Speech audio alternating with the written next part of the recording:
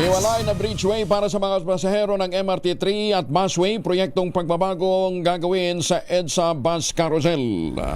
Detalye ng balita mula kay Bal Gonzales sa Rich My Bal.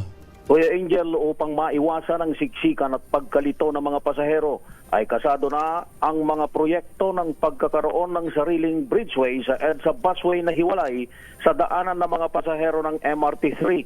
Ito'y ilan lamang sa mga proyektong pagbabago ng Department of Transportation na isusulong ni Secretary Vince Dizon para sa patuloy na improvement ng EDSA Bus Carousel. Sabi ni Secretary Dizon, magtatagal ng 10 hanggang 14 na buwan ang konstruksyon ng bridgeway at bilang bahagi aniya ng mga plano ng DOTR, ang operations at maintenance ng EDSA busway ay may sasapribado na sa mga susunod na buwan. Inaasahang matatapos sa loob ng ilang buwan ang feasibility study para sa privatization at ang bidding para sa konstruksyon ng mga bagong concourse ay magaganap sa buwan ng Mayo.